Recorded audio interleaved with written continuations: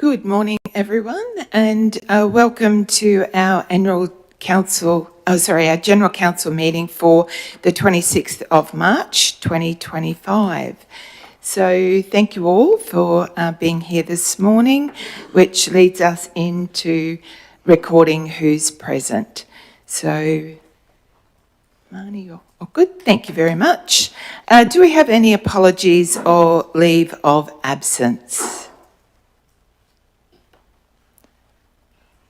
Thank you, councillors. So there's no apologies or leave of absence to be recorded today. And moving on to our acknowledgement of country. I wish to acknowledge the traditional custodians of the land on which we work and live and recognise their continuing connection to land, water and community. We pay our respects to elders past and present. And moving on, we don't have our minister here today for our opening prayer, so we'll move straight on to item number 5, which is confirmation of minutes of the previous meeting. We've actually got 2 meetings there to move and second. So if I could have a mover for the General Council meeting 26th of February 2025. Moved Councillor Donaldson, seconder Councillor Newman.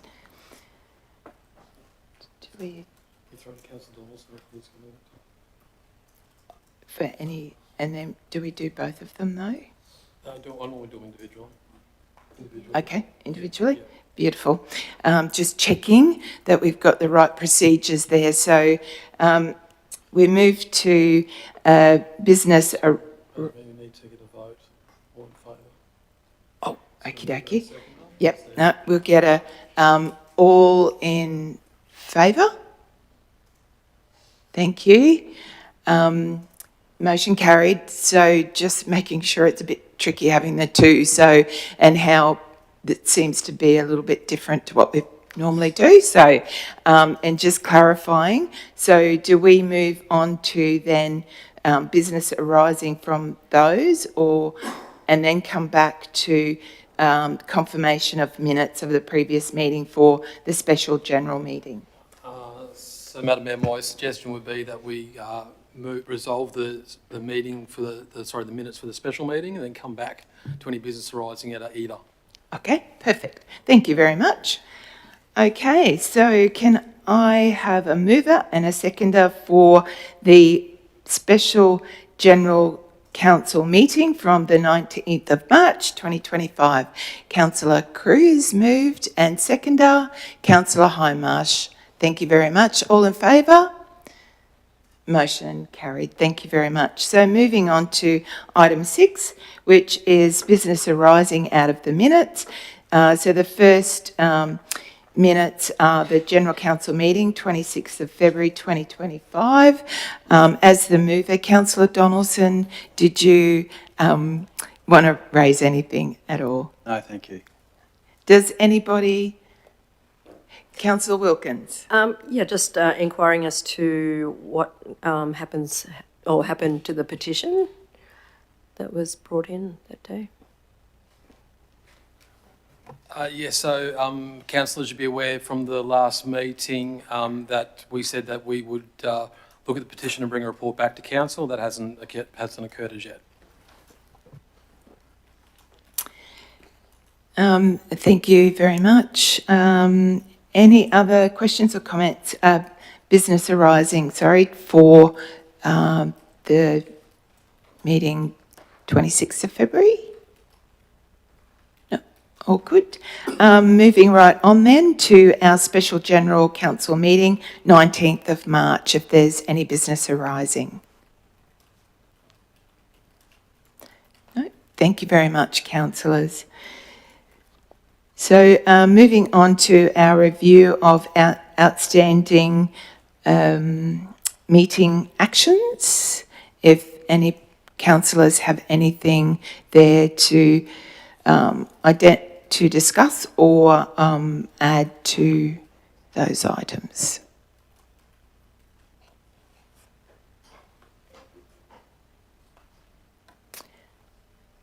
No, thank you very much, councillors.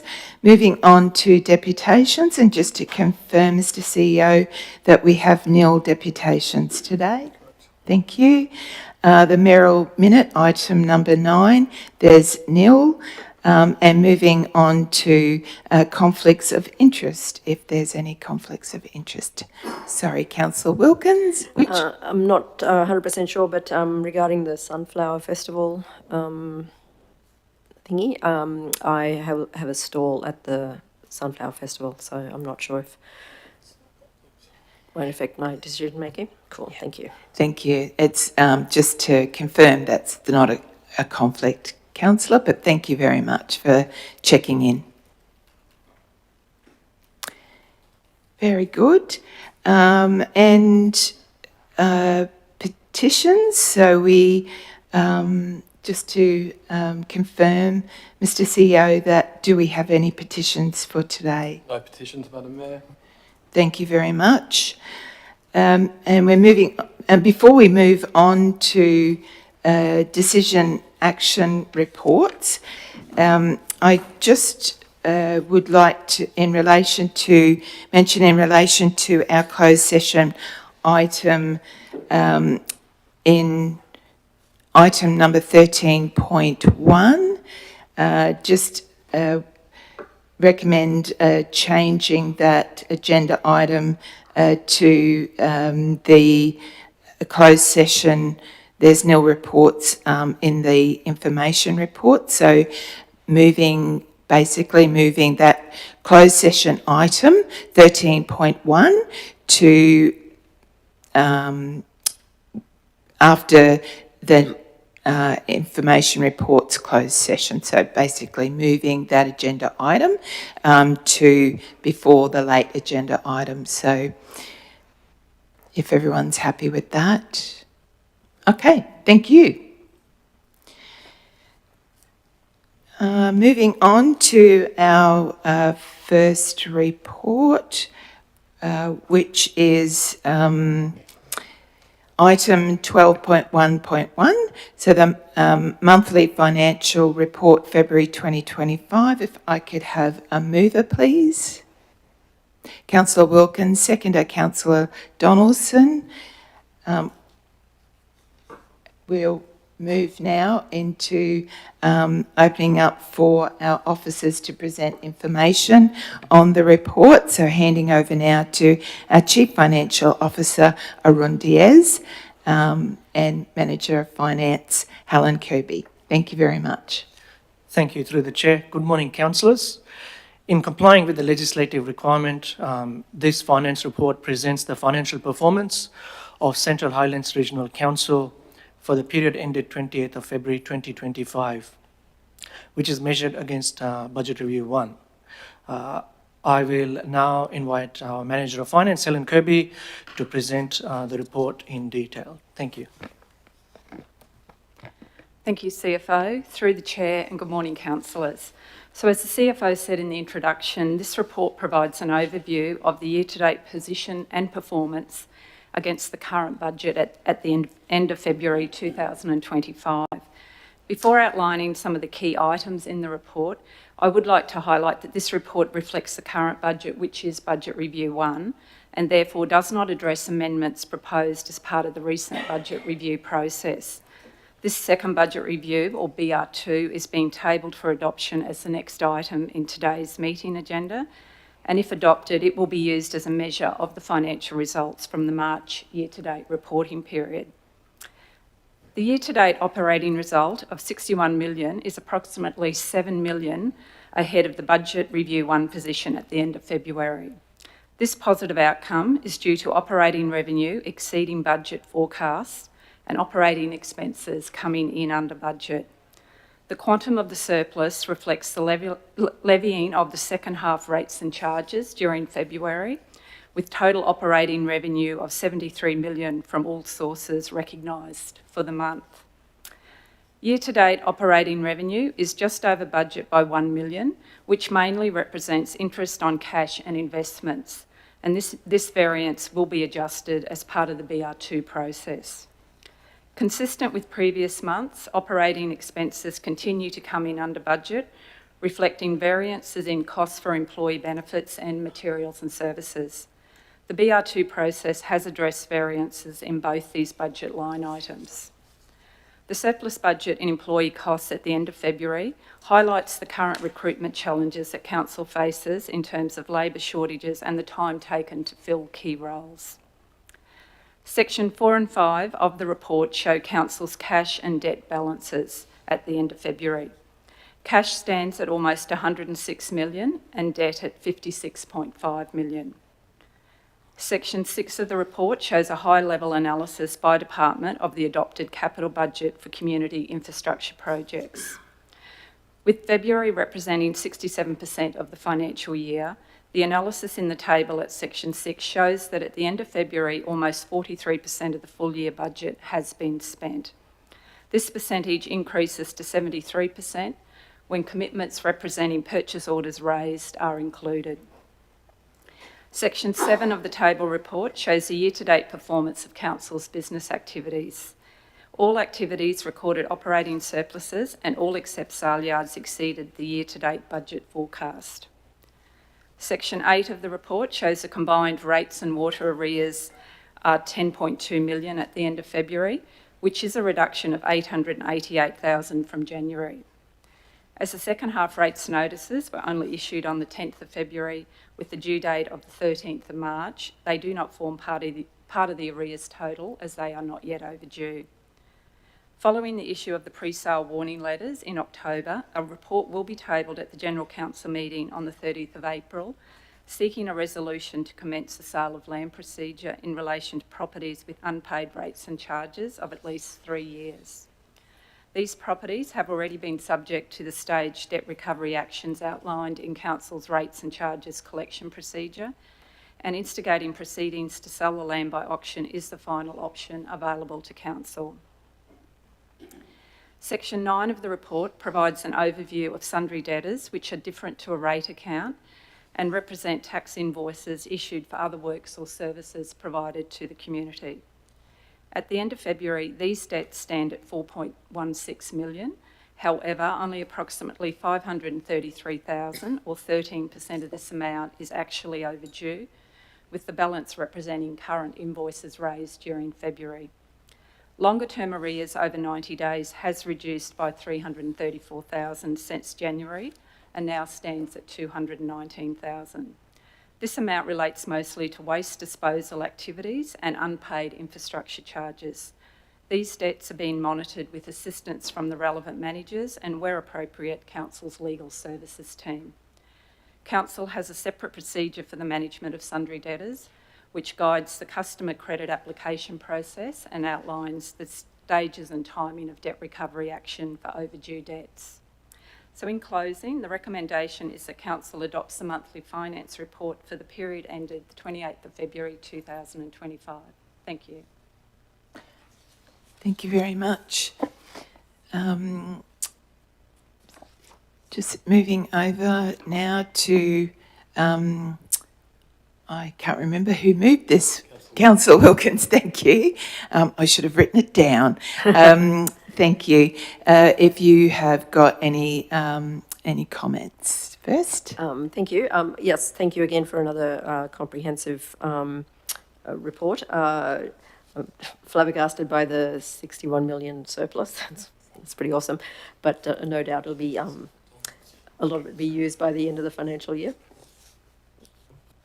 Just through the chair, that's correct. I mean, it's only because we've levied the rate, so it is inflated, but that's correct. We've got expenditure that will consume that revenue over the next quarter. Thank you very much. And Councillor Donaldson, if you had anything specific to comment? It's all good. Thank you. Good, thank you very much. And opening up to all our councillors for any comments or questions. Good. Thank you very much. It's exciting to think that, and correct me if I'm wrong, that the council loans have been paid down by 13.7 almost million in this financial year. Is that correct? Just through the chair, that's correct. So part of that is just our normal schedule repayments, but also we paid an additional, it was about 9.4 million, I think, to be exact. And we've also paid down a further roughly 8 million during this month, but I'll report on that at the next meeting. Good. Thank you. Thank you very much. And also, I think overall, with 4 months remaining of this financial year, having spend of 73.1%, I think we're pretty well tracking very well. So thank you very much. So all in favour? Motion carried. Thank you very much. So moving on to agenda item number 12.1.2, which is the 2024-25 budget review 2. So if I could have a mover, please. Councillor Wilkins, seconder. Councillor Burns. Thank you. I'll hand over now again to our Chief Financial Officer, Arun Diaz, and Finance Manager, Helen Kirby. Thank you. Thank you. Through the Chair, Councillors, in accordance with Section 170, Section 3 of the Local Government Regs, Central Highlands Regional Council may amend the budget by resolution at any time before the end of the financial year. This report summarises the outcome of the second review of the budget for the 24-25 financial year and recommends that Council adopts the proposed amendments to the current budget. If adopted, future monthly finance reports presented to Council will be measured against Budget Review 2. I will now hand over the presentation to our Manager of Finance, Helen Kirby. Thank you. Thank you, CFO. Through the Chair. So the first amendment of the original budget was adopted on the 27th of November 2024, and this resulted in the identification of significant savings in operating expenses. This second review of the budget, or BR2, has been conducted to identify further opportunities for efficiencies and also, importantly, to ensure that planned activities and projects continue to be appropriately funded for the remainder of the financial year. So I will briefly outline the key outcomes of this second budget review, which has been tabled for adoption today. Overall, as a result of the BR2 process, the total expenditure budget, which incorporates operating expenses, capital expenditure and debt repayment, has increased from 285 million to 297 million as a result of an increase in operating expenditure and loan redemption payments. In relation to the operating budget, the current operating surplus of 12.24 million has reduced slightly to 11.57 million as a result of the BR2 process. So the impact of this change reduces the operating surplus ratio from 6% to 5.6%. And this ratio, which is one of the key financial sustainability indicators, is a measure of Council's operating performance. And while it has reduced, it sits still well above the recommended target of greater than 0% set by the Department of the Local Government. While the BR2 process proposes an increase in operating revenue of 2.29 million, this upside is fully offset by an increase of 2.96 proposed for operating expenses.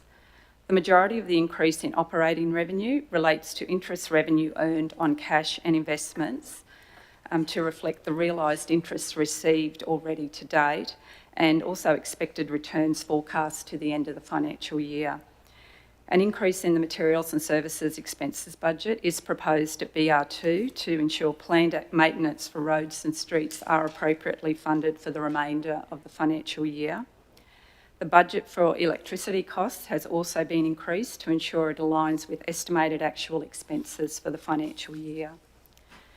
A reduction is proposed to the employee benefits budget at BR2, which mostly represents a reallocation of budget to materials and services to fund the cost of using labour hire or contractors to minimise the impact on services while undertaking recruitment for vacant positions. Only a minor reduction of $411,000 is proposed to the capital budget at BR2, and this relates to the net impact of projects being reforecast to next financial year, offset by the bringing forward of Resource Community Infrastructure Fund projects from next year and the inclusion of new projects that are considered urgent. The budget allocated for the repayment of principal on Queensland Treasury Corporation loans was increased at BR1 by $9.4 million to reflect the early repayment of 3 loans at the end of October, and an additional increase of $8.9 million is being proposed at BR2 to reflect the early repayment of a further 2 loans during March this year. So in closing, the recommendation is that Council adopts the current 2024-25 budget to incorporate the BR2 amendments in the documents provided at attachments 1 to 10 of the tabled report. Thank you. Thank you very much, Manager of Finance. Just handing over now to mover Councillor Wilkins, if you have any comments. Sure, thank you. So again, I was a little bit disappointed to see the expenses go up, but then that's more for the debt repayment. Is that sort of what you're saying? Or but also materials and stuff like that? That's right. So we had an increase in operating expenses, so materials and services, and that was just to make sure. We had reduced the budget for roads and streets maintenance at BR1, but we've had another look at that at BR2, and just to ensure it is appropriately funded to the end of the financial year, we needed to reinstate some of that budget. Sure, yeah. So, and the things that were reforecast, is that, again, because there's more urgent stuff to be done and some of it's reforecast, or just didn't have the budget to do it, or it was not the time, or didn't have time to do it? So just in relation to the capital budget, I might hand over to the General Manager of Infrastructure. Thank you, Manager Kirby. Through the Chair, good morning, councillors. So it's a combination of reasons, councillor. So with our capital program, there's over 120 projects. Some have just been delayed due to weather. Some have been through to contractors' availability. Some we've gone to tender and have had no tenders received. So we've had to go back out to market, and that adds a time to the process of procurement.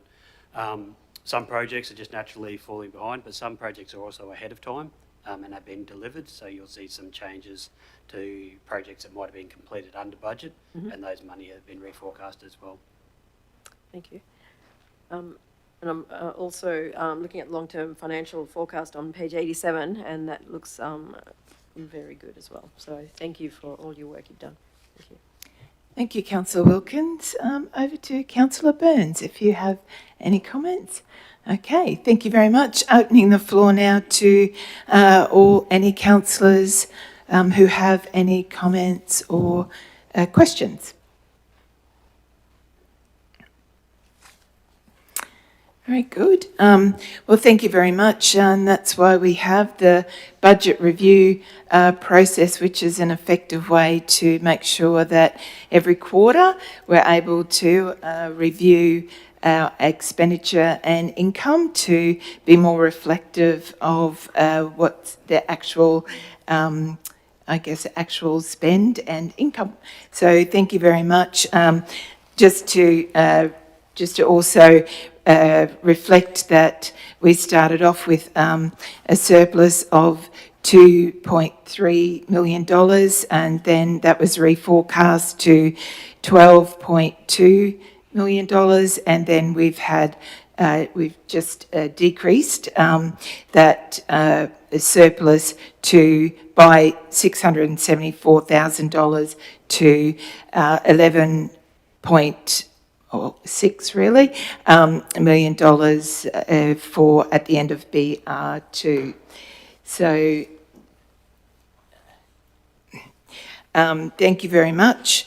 I did notice I did that.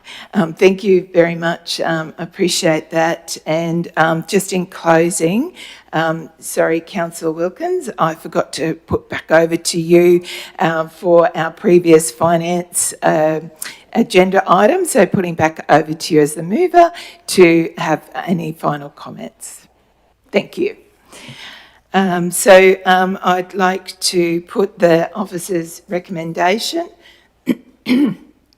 that the Central Highlands Regional Council, one, in accordance with sections 169 and 170 of the Local Government Act Regulation 2012, amends the 2024-25 budget to incorporate the Budget Review 2 or BR2 amendments in the following documents as listed on the screen from A to I, and 2, receives the following document to support the amended 2024-25 budget: a list of capital works projects 2024-25, and 3, notes that rates and charges can only be decided at the annual budget meeting for the relevant financial year, which occurred on the 26th of June 2024.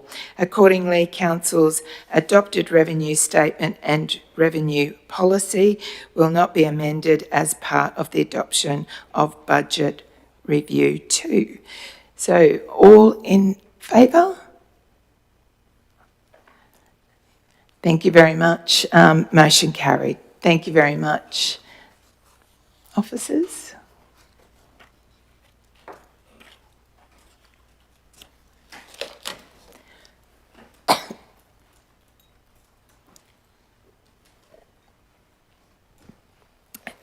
Moving on now to item 12.1.3, Emerald Airport Fees and Charges 2025-26. If I could have a mover, please. Councillor Donaldson, and seconder? Councillor Hindmarsh. Thank you very much. I'll hand over now to our Chief Executive Officer, Aaron Johansson. Is that what I've got all these people here. Sorry, Madam Mayor, just hand over to the CFO if we could, Okay, please. thank you very much. So handing over to our Chief Financial Officer, Aaron Diaz. Thank you very much. Thank you. Through the chair.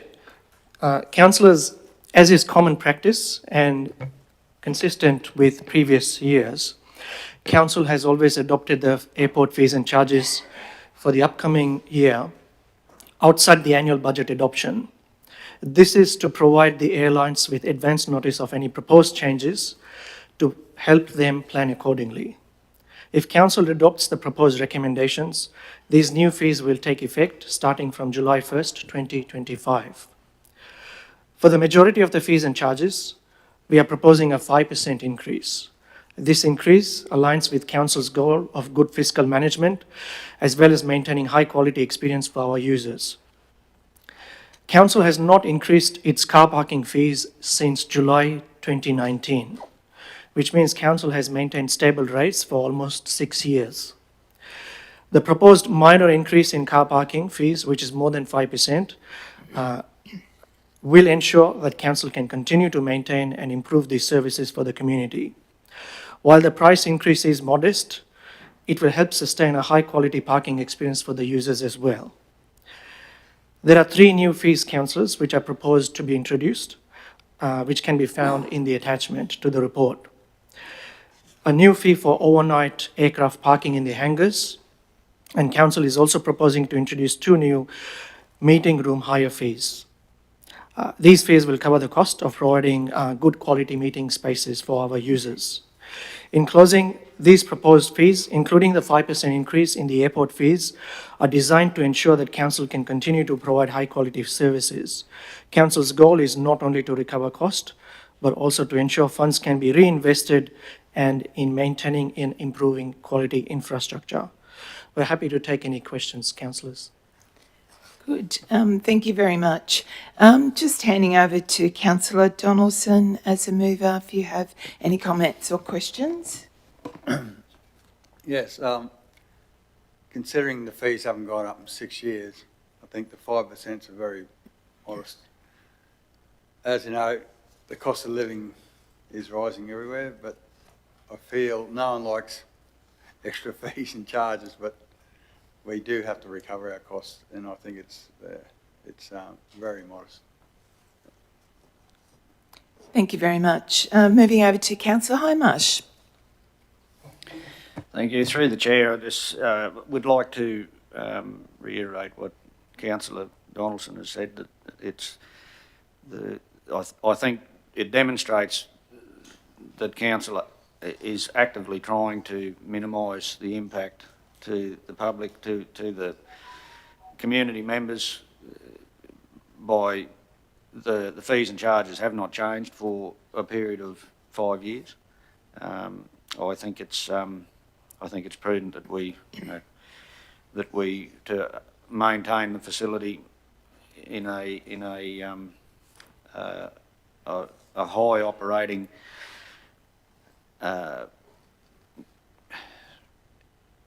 so as it's in a high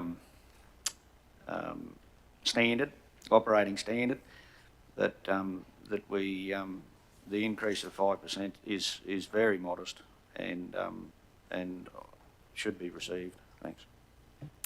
Thank you very much, Councillor Hindmarsh. Opening up to any councillors with comments or questions. Councillor Wilkins. Sorry, I was just trying to put together potential charges, say, for the E190. So for the E190 to land and take off, same day and all that sort of stuff, what are the approximate charges? Do you know? Just not to passengers or anything like that, just to to Qantas, say, or whatever. Through the chair, I'd have to go back and find the specifics. All the numbers that we've looked at have included the effect of passengers and security as well. So, Thank you. So do Qantas pay for security? I thought. Sorry, through the chair, sorry to interrupt. Councillors, I would propose to take the question on notice, Councillor Wilkins, so we can look at the facts, we can look at the numbers and come back to you with a more accurate answer, if that's okay. Yeah, just with my calculations, I guess the E190 is about 27 tonnes or plus, a little bit more. That's what I looked up. I don't know. Is that correct? And so it's, it's like the landing fees are per 1 tonne, $18.15. So if it's 27 tonnes, I calculate about $504 just for the landing fees. That's like one passenger's cost of flying one way to Brisbane, to me. They seem to have it a bit cheap. Thank you. Over to officers. So through the chair, the calculations, we just need to finesse those and make sure that we've got those calculations correct to provide you the right information. So if we take that question on notice, Brian can do the calculations and provide that information through. Thank you. Very good. Thank you very much. Councillor Newman. I'd just like to congratulate the officers for the comprehensive workshops that we've had surrounding these fees and charges. And also support the ongoing advocacy with the airlines in relation to the costs of flights. Thank you. Thank you, Councillor Newman. Any other comments, councillors, or questions? Thank you very much. And I think one of the main things I looked at with the schedule, and absolutely agree that it's a very, very modest increase, but I did check just so that people know that the first 60 minutes is still free if you're coming out to park at the airport. So for the community to definitely be reassured, and they are very, very modest increases. So thank you all very much. Handing back over to Councillor Donaldson for final comments. I'm done. Thank you very much for that. All those in favour? Oh, sorry, Councillor Cypher. Could I just ask a procedural question, please? The resolutions aren't being read. Oh, sorry. I believe before we take a vote, and particularly for the gallery, resolutions should be read. Thank you. Thank you, Councillor Cypher. So the officer's recommendation is that the Central Highlands Regional Council adopts the fees and charges register for the Emerald Airport for 2025-26 financial year as attached. So, all those in favour? Motion carried. Thank you very much. And moving on now to communities reports. So moving on to item 12.2.1, submission of planning instrument change to revoke Blackwater and Blackwater East priority development areas. So if I could have a mover, please. Councillor Burns, seconder Councillor Newman. Thank you very much. Handing over now to our General Manager of Communities, Adrian Burns.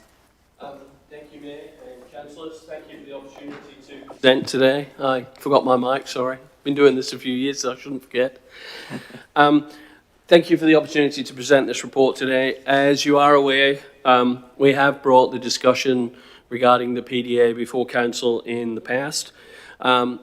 This essentially is a request to submit a planning instrument change to the Minister for Economic Development Queensland to undertake a revocation, and that is explained in the report, of the priority development area for that is Blackwater, that contains Blackwater. This matter has been discussed with Economic Development Queensland for over 5 years, and is coming to a conclusion now with the submission of this planning instrument change. I will take the report as read. It is quite a long report. I do have Helen here, Helen McLaren-Grice, to assist me with any key and relevant questions that you may have. I'll hand it over to you, councillors. Thank you very much. So handing back over to our mover, Councillor Newman. Oh, sorry, Councillor Burns.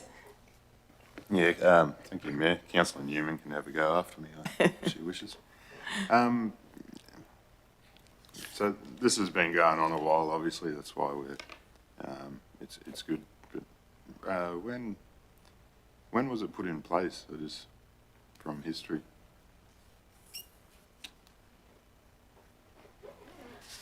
Through the chair, the Blackwater PDA was originally declared in 2010, and then the Blackwater East PDA, Priority Development Area, was declared in 2013.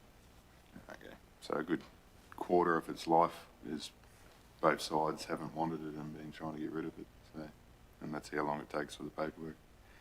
I think this is it's a good example of thinking things through before decisions are made. That's how I always see this. So thank you for all your work, and hopefully we get it over the line this time. Thank you, Councillor Burns. Councillor Newman.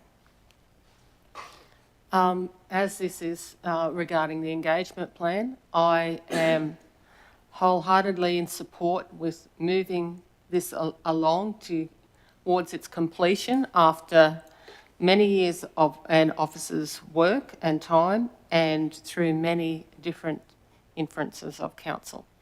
So I congratulate the officers for getting to this stage, and I hope this final process is expedited as much as possible. Thank you. Thank you very much. I think we all concur with that. It's been a long process and a lot of work. Absolutely, thank everyone. Any other comments or questions? Councillor Wilkins. Sorry to be a pain. Thank you. So just reading on through your introduction and comments here. So there's concerns were raised by council officers and councillors during deputations and meetings regarding the standard of infrastructure delivered as part of these developments. So is that something that we're still being concerned about? Like that sort of, that there's still not very good infrastructure? Through the chair, there were concerns raised with one of the estates that were developed out there in terms of whether all of that infrastructure was delivered to standard at the time it was built. We have gone through quite a significant process, going through our reports and documents and going through EDQs. And at the time, it was signed off by council engineers that it was built to standard at the time. It has now passed what we call the off-maintenance period, which is kind of like your warranty period, where if there is an issue raised during that time, the person who built it is then responsible for fixing it. That passed about 6 or so years ago. So we don't have any recourse to request that anyone go in and fix it. At this point, our best option going forward is to be able to push this revocation forward, and then we can ensure that all infrastructure is built to our current standards as of today, and that council officers will be inspecting any new infrastructure prior to it going on maintenance. Okay, so you're just talking about only new stuff happening? You're not like retrospectively going and checking like if it's not to standard now, it's not being... Through the chair, we're unable, because it was signed off by council and also signed off by the Economic Development Queensland, there's no opportunity to go back and revisit the standard or condition of that infrastructure. Obviously, as it is an asset that we control, we will maintain it. But in terms of whether it was suitable for purpose, at the time, it was signed off as suitable for purpose and was adequate. There is some community concern, and I met with some community members on Friday who wanted to discuss that. Unfortunately, the infrastructure that was put into place met all the standards at that time and was signed off at that time. And to be honest, is largely acceptable now. But I think what Mr. McLaren-Grice was saying was that should we receive any new infrastructure under this scheme, then we will be extra diligent to ensure that it is adequate moving forward.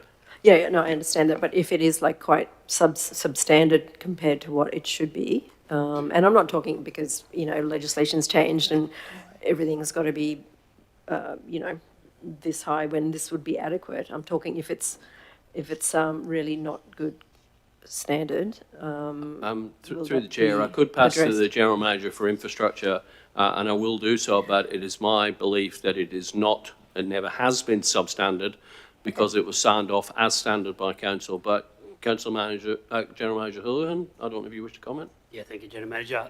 So following the workshops done with councillors and staff, inspections were carried out. There are no immediate safety issues that council has identified with the council-owned infrastructure. There are some privately owned estates where there is some infrastructure issues, but nothing that relates to council infrastructure that we now already own and already maintain. Okay, cool. Thank you. Just, sorry, another question. So also you've got here, there's 3 outstanding development applications which the EDQ has decided not to pursue further. So council going to pursue these? I think we did have a discussion about it. Yep. It's on page 126.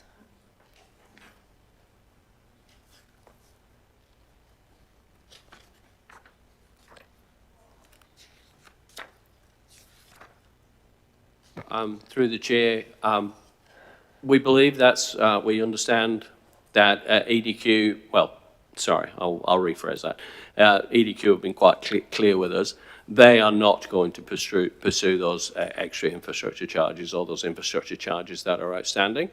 There is an opportunity that council could bring a report to councillors for consideration to determine whether we would wish to pursue them. We can discuss that as a matter for another report at another time. If I was pushed to give you an opinion, I could, but I would rather not at this stage. Fine. That's okay, thank you. Thank you. Also, further into your report, so page 131-ish, there's a discussion about the smallest lot size So what is the smallest lot size under the CHRC planning scheme? Because it varies from like 300 to 400 to 600, I don't know.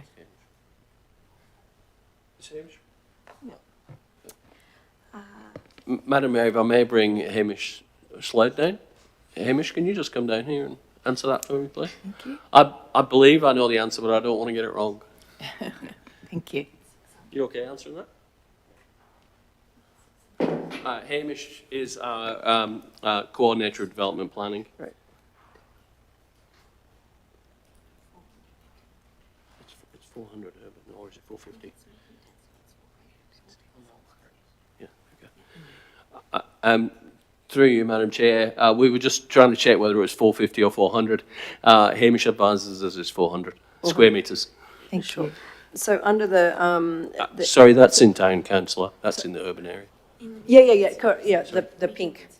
It's the general Yeah, residential area, yeah. Yeah, in the medium pink part, density precinct. yeah. Cool. So, and then how many, so if it's just 400 square meters, how many buildings can go on? Like how many, yeah. Is there a minimum or a maximum number of actual residential buildings that can go on that? If it's general residential?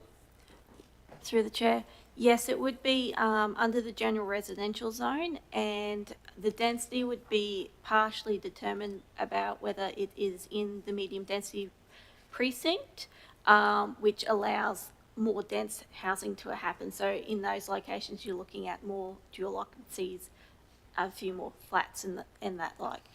In terms of what you could fit on a 400 metre square lot, typically you could easily fit a house on there. Yep. You would expect to see probably less of a backyard, and you might see it might be 2-storey, or it might be quite a small, 1 or 2 bedroom. Yeah, or like a duplex even.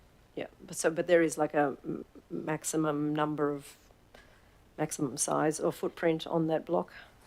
Generally speaking, it goes off the amount of site cover of the lot. So right. Okay. Cool. Okay, that's it. Thank you. I think that's all my questions.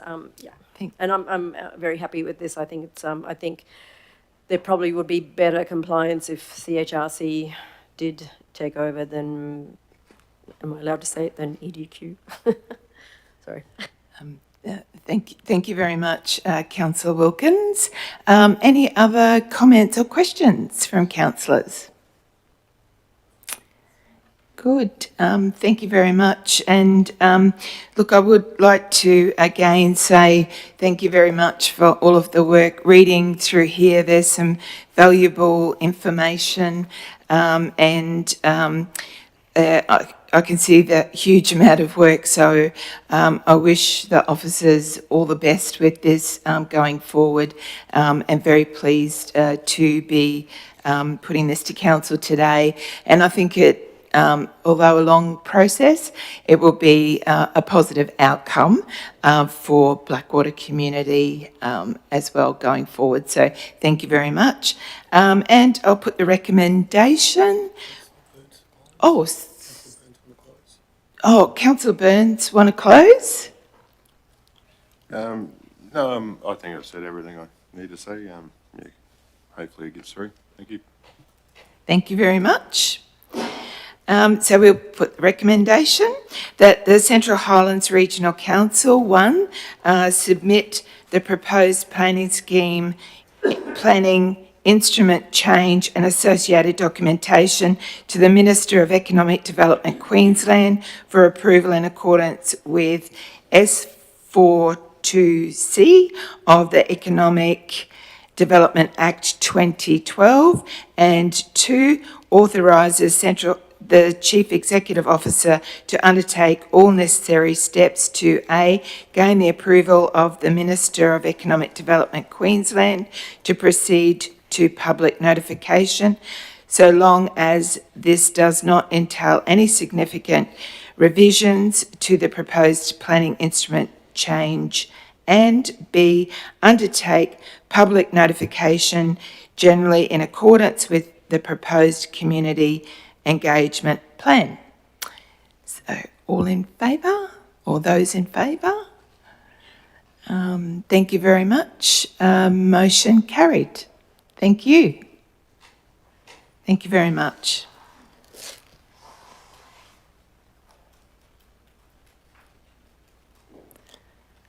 So moving along now to item 12.2.2, which is the economic stimulus application R301-4 for Sapphire Jest Proprietary Limited.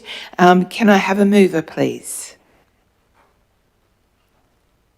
Councillor Donaldson, seconder Councillor Hindmarsh. Thank you very much. A handover now to our General Manager Communities, Adrian Burns. Thank you. Thank you, Mayor. Thank you, councillors. This is a report under the economic stimulus policy and is seeking approval for council to provide a total refund, to an application under the economic stimulus policy. And I have brought Sarah Ronfeld, our strategic planner, up to take you through the salient points of the report. Generally, we'll take the report as read, but there are some salient points that we'd wish to raise. And I'm sorry about my little confusion there at the front. I got a bit distracted by one of the recommendations. Thank you, General Manager. Good morning, Mayor and councillors. Can you hear me? Okay. This is application number 1, lodged under round 4 of the incentive program attached to the revised economic stimulus policy.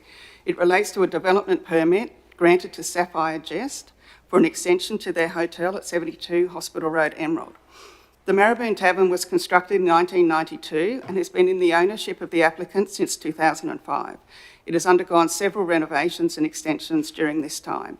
The current approval, granted in June this year, includes an extended indoor-outdoor dining area, renovations to the beer garden, a performance stage, smoker and servery, and a children's play area. An infrastructure charges notice was issued for a total of $8,660 and the assessment cost $4,848. The applicant has requested to be considered under stream 4 of the policy, which allows for a full refund of assessment fees and a 50% rebate on the levied infrastructure charges, which in this case comes under the first threshold cap of $15,000. They have confirmed that the construction will exceed $250,000 and can be completed within 3 years. A site inspection of the premises was conducted on the 27th of February, which confirmed that the existing buildings have been constructed in accordance with previous approvals. The landscaping and car parking rates have been maintained to a very high standard. No compliance matters were found. The recommendation requests that a total amount of $11,810.26 is taken from the economic stimulus budget. This is made up of the assessment fee, infrastructure charges, the value of a full planning certificate and a development compliance certificate. Thank you very much. I was just going to say, Mayor, councillors were happy to take questions on this matter. Thank you very much, General Manager. And going back over to Councillor Donaldson. I think any improvements to private infrastructure should be supported by council, and that's the reason I'm supporting this, because, as you know, every little bit of money in their back pocket helps the community. Thank you, Councillor Donaldson. Councillor Hindmarsh. Thank you. Through the chair. So this is an important upgrade to a long-established Emerald business premises. It shows confidence in the future of this business by the owners that they are undertaking these upgrades. And also, hopefully, it sets an example for other business houses within the region to follow on in that development within or upgrades or future development within this region is a worthwhile investment for the future. Thank you. Thank you very much, Councillor Hindmarsh. Councillor Burns. Thank you, Madam Mayor. Yeah, we have this incentive program for a reason, and I think it works well. And this business meets all the requirements from reading the report. So yeah, I support it. It sounds good. Very good. Thank you very much. Absolutely, and concur with the councillors. That's what the fund is set up for, and it's great to see businesses taking advantage of this to support their businesses and stimulate economic and business activities for the community. So we all benefit. So I'll put the recommendation is that the Central Highlands Regional Council, one, approves the Economic Stimulus Policy Application, ESP 2025 R301, associated with DA 002 2024, Material Change of Use, Hotel Extension over Lot 49, CP 817469 for a total refund of $11,810.26 as at the 2024-25 financial year, comprising 100% rebate of assessment fees, 50% rebate of infrastructure charges, a full planning and development certificate and a development compliance certificate, and 2, requires that the applicant must claim the payment by the 26th of March 2028. All those in favour? Motion carried. Thank you very much. Thank you.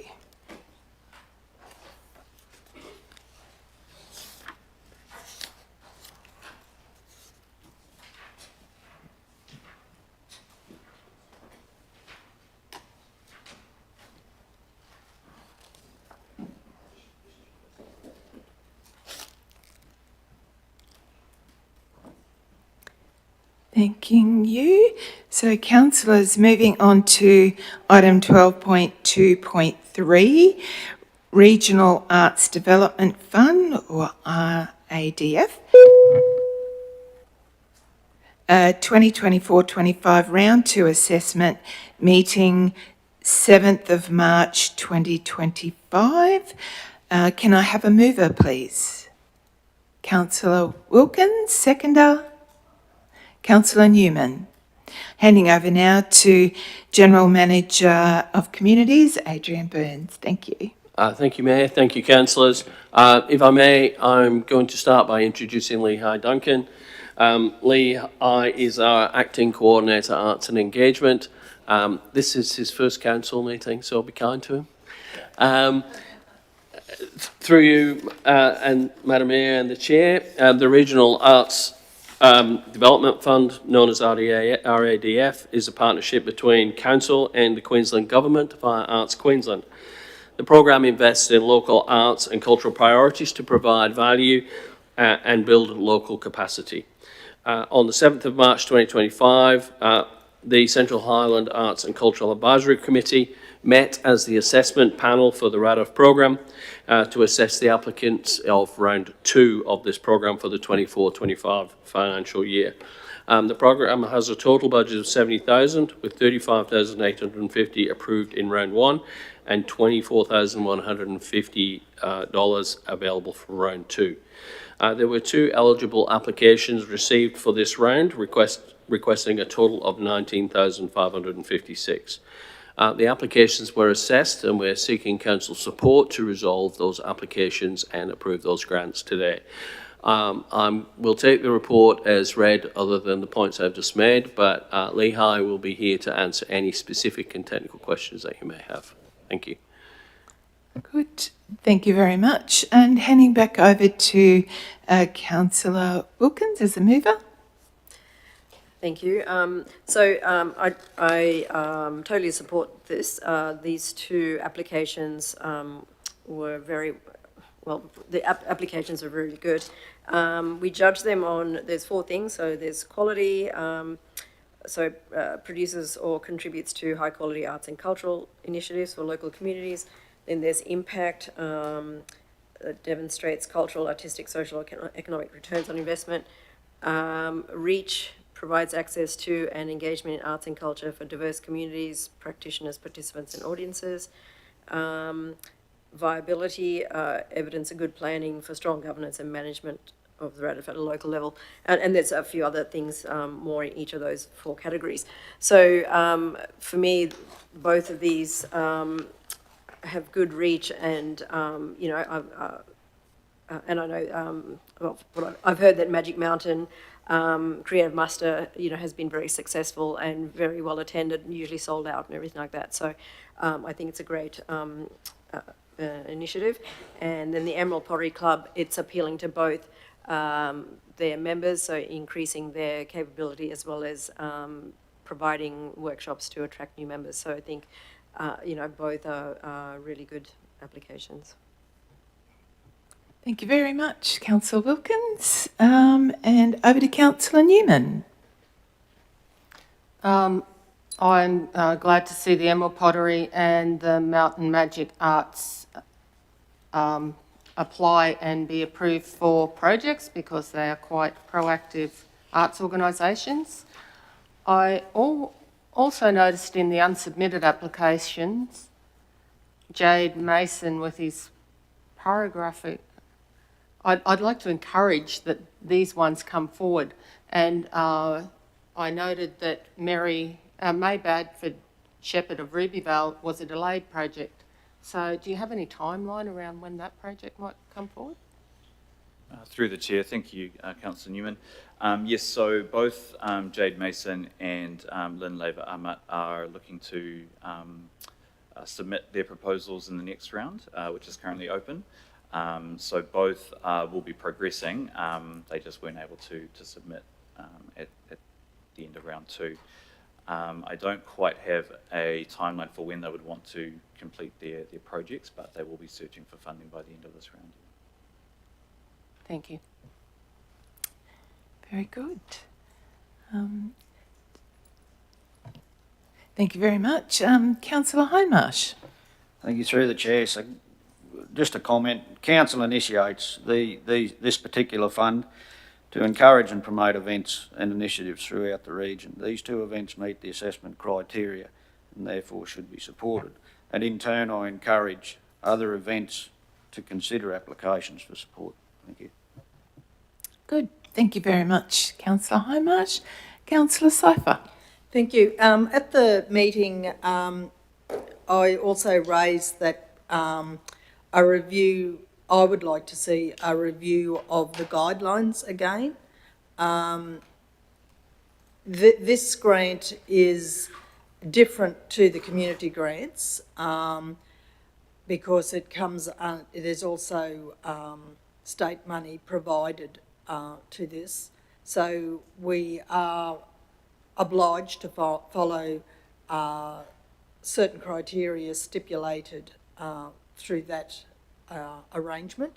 However, I would like to see some, I don't think long-standing events should be totally reliant on this funding every year. I believe that as the strength grows in events in our region, there should be some sustainability assessment done as well, and that grants shouldn't be heavily relied on for future viability.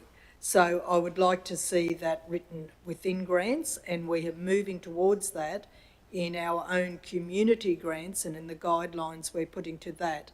And I do believe that moving into the future, sustainability of our organisations, our not-for-profits, is important because we are not a benevolent society. We're a helping hand, not a long-term sustainability. So I would like to, again, and I've talked about it at the meeting, to work with our other funding body to see how that can progress within our guidelines. Thank you very much, Councillor Sofer. Councillor Hindmarsh. Excuse me, through the chair. So I'd like to support what Councillor Seifert just said. I had the thought while I was reading through the report, it came into my mind about the sustainability of some of these long-term events and how we could possibly move towards removing them from the reliance upon these types of grants, so as these grants can be used for the development of new events and initiatives. I had no plan, obviously no plan to say anything through this meeting about it, but I support what Councillor Seifert is saying, that I would like to try and to see that if there's some way that we could assist with developing sustainability within these long-standing.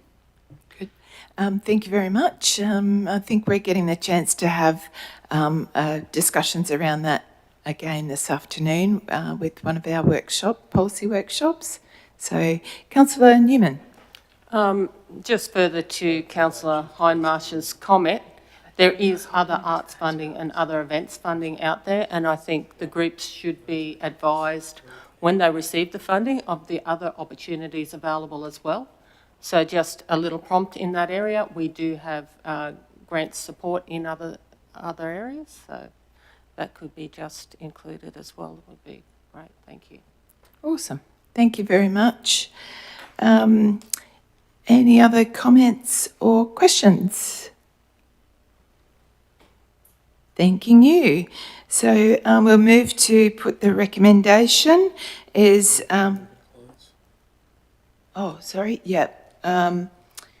Councillor Wilkins, if you have any closing comments. Thank you. Yes, so in regard to sustainability, I'm all for that. I think it's absolutely critical. However, the community is also the livability, and long-standing events in particular, I think I don't think they should be penalised because they are successful and whatever to not also have similar grants. If we're talking about that we can't rely on grants, then you look at the council as well, and we rely on a lot of grants. So, if you look at the bigger picture, it doesn't hurt to have a bit of assistance, especially with events that do bring a lot of joy to the community and, doesn't fall by the wayside just because council go. They should be sustainable. I think they shouldn't be a drain, certainly, but I think that as a council we need to look at the huge benefit of having events like this on a regular basis. Thank you. Thank you very much. I'll move to putting the recommendation that the Central Highlands Regional Council 1 receives the minutes of the Regional Arts Development Fund assessment meeting on 7th of March 2025, and 2 approves $19,556 for the following Regional Arts Development Fund Round 2 applications of the 2024-25 financial year as per the Central Highlands Regional Council Arts and Cultural Advisory Committee's recommendations as listed above. So all those in favour? Motion carried. Thank you very much.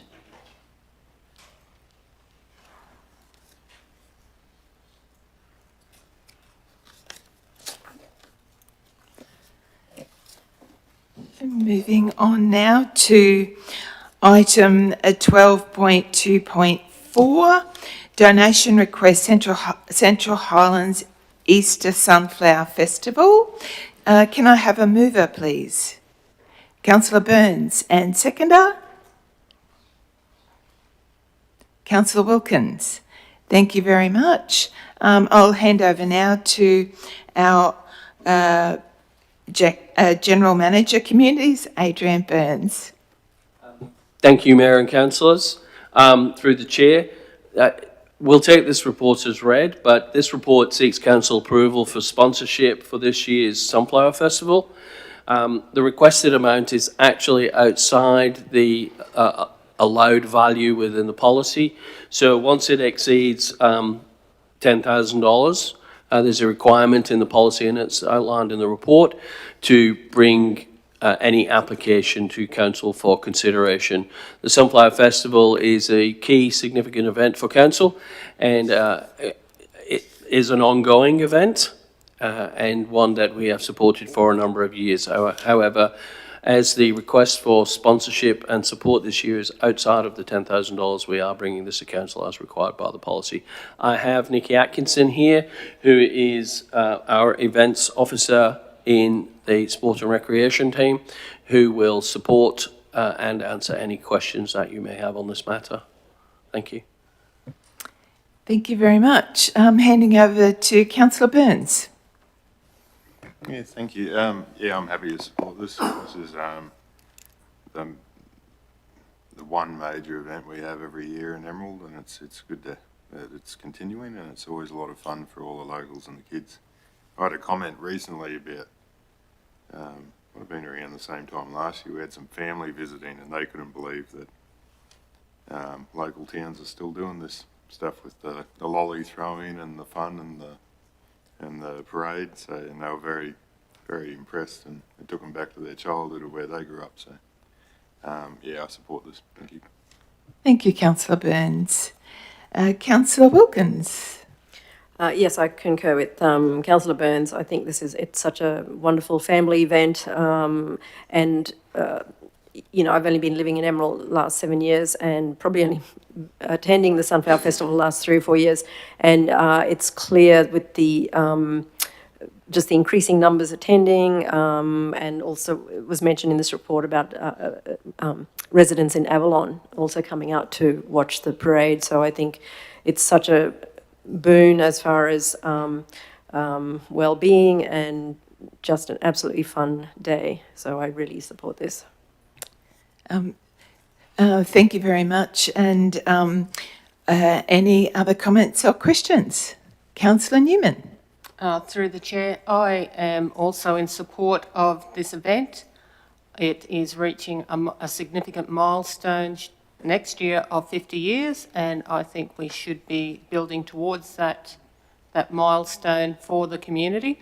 I would like to encourage more events across the region and for the communities to celebrate their milestone events, and I know that those are significant drawcards to the region. Thank you. Thank you very much. Councillor Cruz. Through the chair, and this may probably have to be taken on notice potentially, but I just noticed in the application there, the in-kind donation was based on a local civil construction company of, it was around $12,000 for the road closures, and I'm just wondering, is that comparable to what the cost would be for that in-kind donation for council to provide? Because obviously they've set out a limit that they needed with that construction company, and I'm just wondering whether it's indicative of what the cost actually would be to council. Through you, Madam Chair, I could throw to General Manager Houlihan here. I think we both know the answer, but Jason is probably more suited to answer that particular question. Thank you, General Manager, and thank you, Councillor, for your question. So through the chair, typically we do man where we can with internal staff. So we have our staff doing some of the traffic control.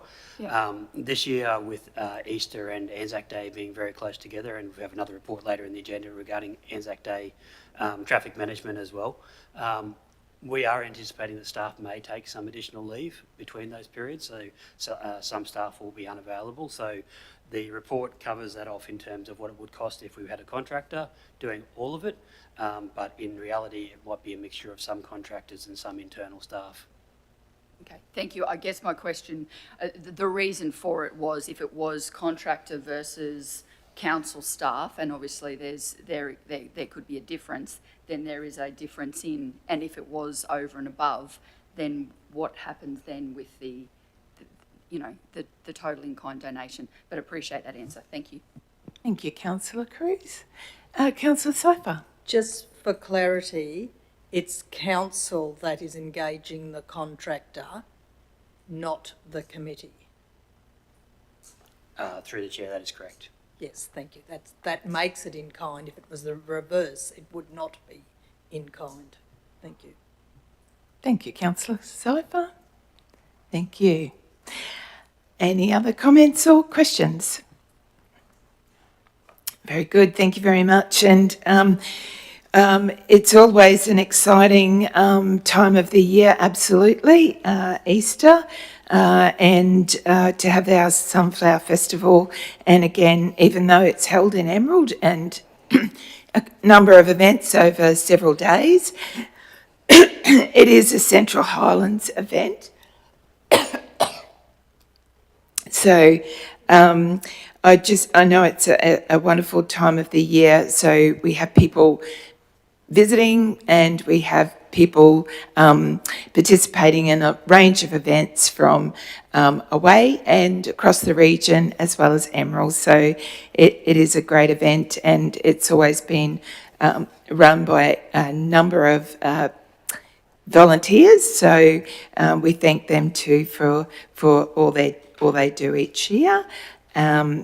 So I'll put over to Councillor Burns for final comments. No, I think I've said everything, and happy to support this. Thank you. Thank you very much. So we'll put the motion or recommendation, which is that the Central Highlands Regional Council approves the sponsorship request for the 2025 Central Highlands Easter Sunflower Festival to the value of $17,392. This includes a cash component of $5,000 and an in-kind support component of $12,392. Those in favour? Thank you very much. Motion carried. Thank you. Thank you. Moving on to item 12.2.5, 2025 Anzac Day, Blackwater and Emerald RSL support. Can I have a mover, please? Councillor Whiteman. And a seconder? Councillor Newman. I'll hand over now to our General Manager for Communities, Adrian Burns. Thank you, Mayor. Thank you, councillors. This report is very much in a similar vein to the Sunflower Festival, but as you're aware, we're almost in April. Not sure where the year has gone so far, but we are already preparing for Anzac Day. The Central Highlands grants policy allows for event assistance support to groups such as the RSLs for Anzac Day events. However, that support is limited to an in-kind donation of $7,000, or an in-kind donation of a grant of $7,000. In this instance, as outlined by General Manager Houlihan in the previous report, we are engaging a company to undertake traffic management control for us because of a number of operational necessities over the Easter period that runs into a very close almost, it's the same week as Anzac, and as a result, the values of the grant assistant for that in-kind support exceed the $7,000. As a result, we are seeking to gain council approval for a grant under the Event Assistance Programme for the Emerald RSL sub-branch for their Anzac Day services to the amount of $12,742 and some pennies, and a grant under the Event Assistance Programme under the Central Highlands Regional Council grants policy to the Blackwater Bluff RSL for the Blackwater and Bluff Anzac Day services to the amount of $11,535. I have Nikki Atkinson here with me, event officer in the Sport and Rec team, to assist with any questions that you may have, but we will take the report as read if that is acceptable. Thank you. Good, thank you very much. And handing over to Councillor Whiteman. Through the chair, all I can say is that I cannot imagine that not supporting this and cancelling Anzac Day is an option. Thank you very much. Councillor Newman. I'm in support of the Anzac celebrations. I think we might have to look at how we work it in the future, though. I know that Springshire is moving to sort of a community committee to support those services, and potentially other groups across the region will need support. The traffic management is bringing some significant costs to our events, and I don't know if we can look at how streamlining that process somehow, so that it's more cost effective, but I'll leave that up to the officers. Thank you.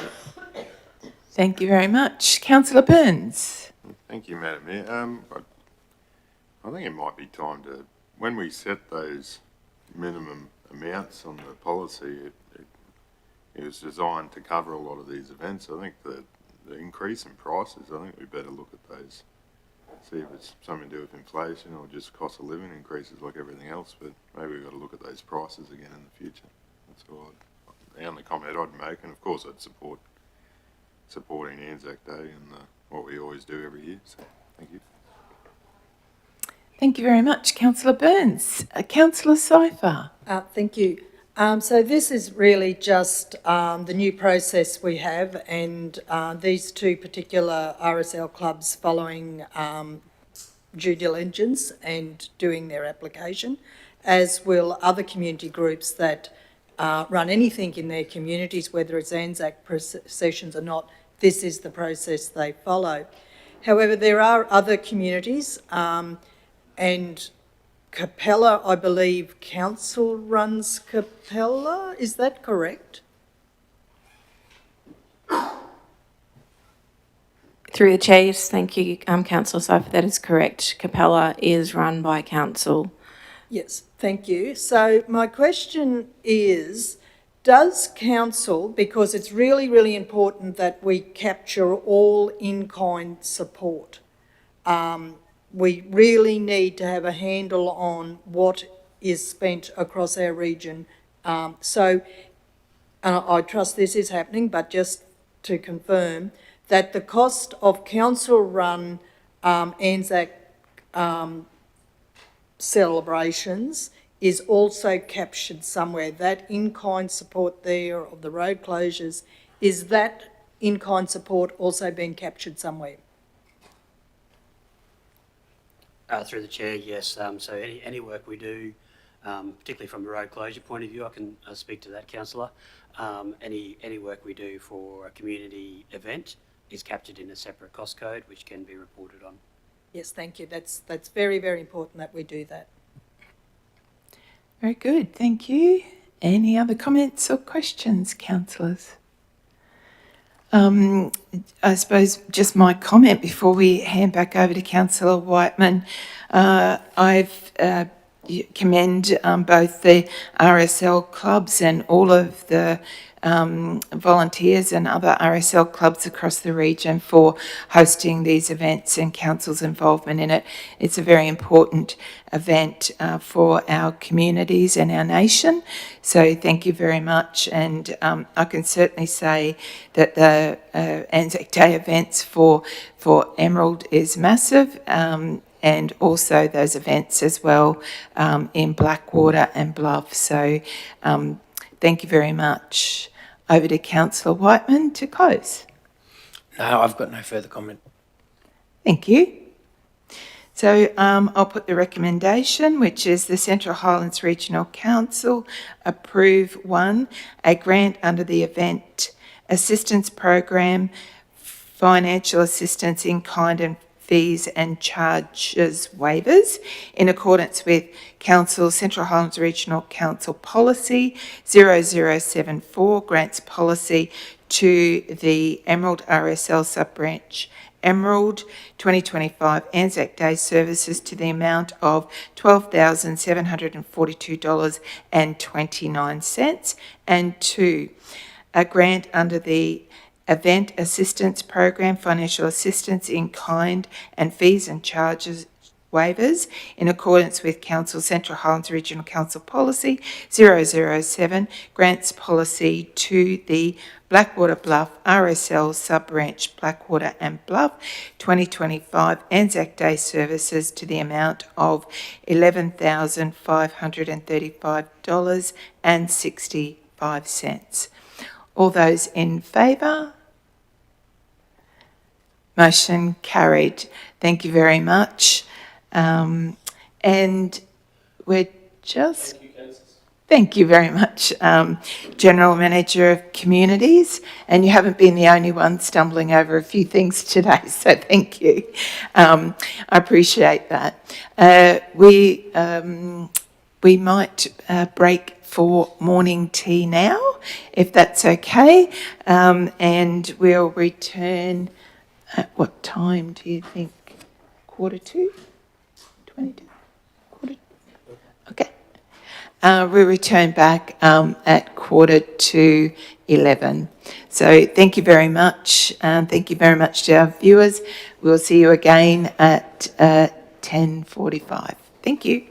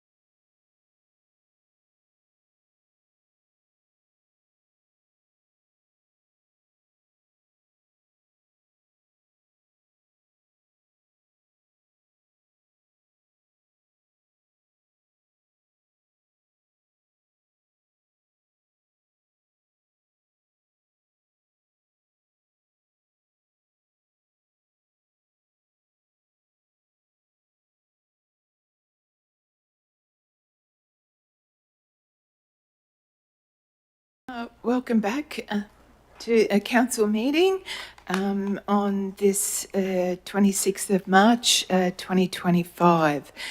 Apologies, we are a little bit late getting back, so our apologies. Moving right on now to item 12.3.1. And that is the review of delegations for council to the Chief Executive Officer. If I could have a mover, please. Councillor Hindmarsh, seconded Councillor Whiteman. I'll hand over now to our General Manager, Commercial and Corporate Services, Carolyn Knutson. Thank you. Thank you, Madam Mayor. Through the Chair, good morning, councillors. Council has a broad range of statutory powers, and for operational effectiveness, Council has delegated many of these statutory powers to the Chief Executive Officer. In turn, for the same reason, the Chief Executive Officer has sub-delegated particular powers to suitably qualified officers. I now hand over to Millicent Bradley-Woods, Manager Governance, to take Council through this report. Thank you, General Manager Knudsen, and through the Chair. Section 257, subsection 5 of the Local Government Act requires Council to review annually the delegations to the CEO. Delegations enable officers to exercise routine powers of local government, such as the powers to issue individual rate notices, to keep public records, and to issue animal registration notices. Governance has completed a review of the Council to Chief Executive Officer Delegations Register to ensure that it's consistent with the Local Government Association of Queensland's delegation service and relevant to the Central Highlands local government area. The review has resulted in the officer recommendation before councillors today to add delegations of provisions highlighted in green, remove delegations of positions highlighted in red, and to update provisions highlighted in orange in the register attached to the report. The changes are summarised within Table 1 of the report, and the updates are reflective of current legislation and the changes that have occurred to such legislation. In closing, it's the officer's recommendation that Central Highlands Regional Council, pursuant to Section 257, subsection 5 of the Local Government Act, delegates to the Chief Executive Officer the powers identified within the Council to Chief Executive Officer Delegations Register as attached to the report. Good. Thank you very much, Manager Governance. Thank you both. Handing over now to Councillor Hindmarsh, please. Thank you. And through the Chair, I have no comments, no questions. Thank you. Good. Thank you very much. Handing over now to Councillor Whiteman. No, through the Chair, no questions, no comments. Thank you. Any other comments or questions, councillors?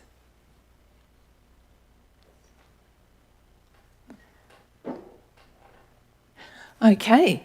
Thank you very, very much. It's an extensive amount of work, and of course, this has to be done regularly to keep up with changes in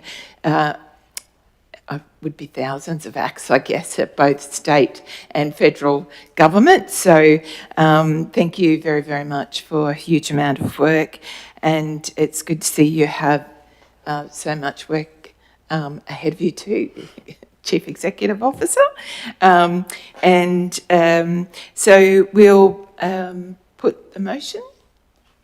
Oh, sorry, back to Councillor Hindmarsh, if you have anything else to add. Nothing further to add. Thank you. Through the Chair. Thank you very much. And we'll put the motion. So that the Central Highlands Regional Council, pursuant to Section 2575 of the Local Government Act 2009, Queensland, delegates to the Chief Executive Officer the powers identified in the Central Highlands Regional Council to the Chief Executive Officer Delegations Register as attached to this report, including removing the delegations identified in red, updating the delegations identified in orange, and adding the delegations identified in red. Those in favour? Motion carried. Thank you very much. And moving on now to item 12.3.2, unconfirmed minutes audit and risk committee meeting 20th of February 2005. Can I have a mover, please? Councillor Wilkins, and seconder? Councillor Hindmarsh. And we go over to our General Manager, Commercial and Corporate Services, Carolyn Knutson. Thank you. Thank you, Madam Mayor. Through the Chair, Council's Audit and Risk Committee is established under the Local Government Act 2009 and pursuant to the Local Government Regulation 2012. As soon as practicable after a meeting of the committee must give Council a written report about the matters reviewed at the meeting and the committee's recommendations about the matters. I now hand over to Millicent Bradley Woods, Manager of Governance, to take Council through this report. Thank you, General Manager, and through the Chair. As the report sets out, at the most recent Audit and Risk Committee meeting was held on the 28th of February 2025. Consistent with the requirements under Section 211, subsection 1, subsection C of the Local Government Regulation, the report as tabled presents the unconfirmed minutes of the Audit and Risk Committee meeting held on the 28th of February for endorsement by Council. Highlights from the Audit and Risk Committee meeting held on the 28th of February included receipt of the external audit plan for the current financial year, receipt of the asset valuation update for the current financial year, and receipt of the first internal audit identified to be delivered under the internal audit plan, which has been approved by the committee. That internal audit was in relation to open and outstanding internal audit actions. This internal audit resulted in a reduction in open actions by over 50% and has enhanced the organisation's ability to deliver upon actions which remain open. In closing, the recommendation is that Council receives the unconfirmed minutes of the Audit and Risk Committee and endorses the recommendations contained therein. Thank you very much. Handing back over to Councillor Wilkins. Must be something going on. Thank you. So just as Managing Governance, Millicent has said, this is, I think the actions, the way it was all presented has made the actions more doable, for want of a better word. And I obviously the minutes are what was in there, but I'd just like to say that there seems to be a lot more or better, internal controls and compliance and things like that. So I thought that was, a really good report. So very well done. And I'd also like to, thank Graham Webb, who's was the chair for that meeting. That was his final meeting. He was a good mentor for me, although brief. And and that was it. And I'd like to welcome Stephen Coates, the new chair. Very good. Thank you very much. Handing over now to Councillor Hindmarsh. Through the Chair, no comments or questions, thank you. Thank you. Councillors, any comments or questions? Thank you very much. And I would also like to reiterate Councillor Wilkins' words to say thank you to our outgoing committee chair. I think Graham was 8 years? Through the Chair, 6 years. 6 years. 6 years. So we thank Mr. Graham Webb for being our chair and also welcome our new chair, Mr. Stephen Coates. So thank you very much. Handing back over to Councillor Wilkins. Thank you. No, I don't have anything further to say. Thank you. Very good. Thank you all. So we'll put the recommendation is that the Central Highlands Regional Council receives the unconfirmed minutes of the Audit and Risk Committee meeting held on the 28th of February 2025 and endorses the recommendations contained within the minutes. So those in favour? Motion carried. Thank you very, very much.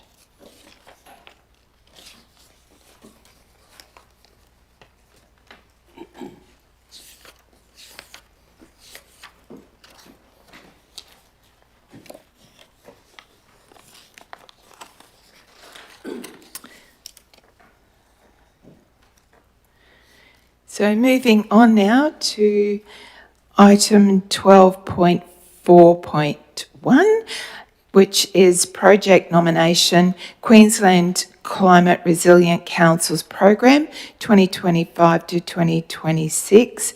If I could have a mover, please. Councillor Donaldson, and seconder Councillor Burns. Handing over now to General Manager, Infrastructure and Utilities, Jason Houlihan. Thank you. Thank you, Madam Mayor. Councillors, the purpose of this report is to seek retrospective approval or endorsement of a project application that was submitted for funding on the 11th of March 2025 through the Queensland Climate Resilient Council's program 2024 to 2026. The Queensland Climate Resilient Council's program has been driven by members' resolutions, which was passed in the Queensland Local Government Association annual conference over a number of consecutive years. A total funding of $1.3 million has been made available through the LGAQ and the Queensland Treasury to help councils enhance their ability to maintain effective services and operations in the face of climate challenges. The funding round was opened on the 13th of January 2025 and applications closed on the 13th of March 2025, hence why the application has already been submitted. Councillors were briefed on this project potential application in a strategy and briefing session, and the funds of the program have been split into two parts, $100,000 being available for projects in establishing new climate alliances and $200,000 for projects under the Climate Risk and Resilience Funding Pool. Council proposed to put an application for some solar panel installations, so the installation of roof-mounted solar panels at 3 council facilities, being the Blackwater Community Centre and Library, Capella Cultural Centre, and at the Emerald Works Depot. This report is has been presented in retrospect of the application submission. If council does not endorse the nominated projects, a request to withdraw the application can and will be submitted to the funding body. I'm happy to take any questions, councillors. Good. Thank you very much. Handing over to Councillor Donaldson as our mover. Any funding we can get that potentially is going to reduce the council costs, especially the cost of electricity, as we know it's gone to the roof, is very good, and I support this 100%. I think it's, I wish we did it a few years ago. That's all. Thank you. Thank you, Councillor Donaldson. Councillor Burns.